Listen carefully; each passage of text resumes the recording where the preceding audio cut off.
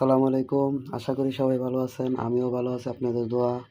আমি বাংলাদেশের সরকারের কাছে কিছু কথা বলতেছি প্রবাসীদেরকে নিয়ে।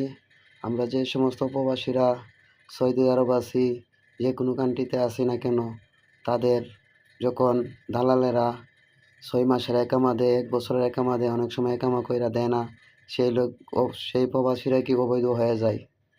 যখন অবৈধ হয়ে যায় অনেক সময় পুলিশেরা ধরলে সফর জেলে নিয়ে যায়। নিয়ে যাওয়ার পরে সফর জেলে আটক করে রাখে। বাংলাদেশের এম্বাসিরও খবর নেয় না যে এই লোকগুলা কতদিন হয়েছে সফর জেলে আসছে, এবং সরকারও কোনো খবর নেয় নাই।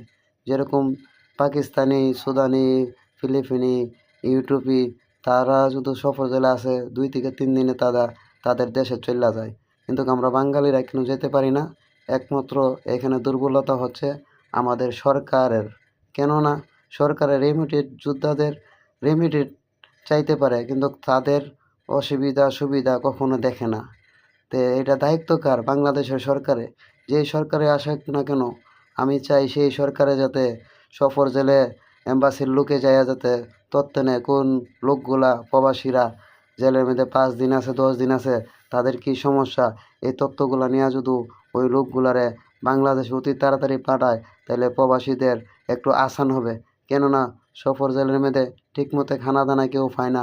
সারাদিন এসি সাইরা তৈলা হে, মানুষের ঠান্ডা, জ্বর, কাশি, মানুষের কথা বলতে পারে না, অসুস্থ হয়ে যায়। তাদের জীবনটা অর্ধেক শেষ হয়ে যায় সফর জেলে যদি কেউ থাকে। কেন আমি নিজে থেকে আসছি সফর জেলের মধ্যে, 24 দিন থেকে আসছি।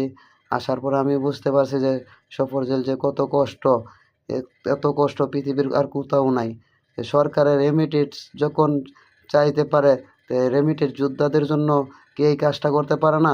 একটা প্ল্যান দিতে পারে, একটা বিমান দিতে পারে, একটা প্ল্যান দিতে পারে না যে সৌদি আরব থেকে আমার যেই সব প্রবাসী ভাইয়েরা সফর জেলে আছে তাদের জন্য দৈনিক 200 লোক বা 300 লোকের জন্য টিকিটের ব্যবস্থা করতে পারে না সরকারে?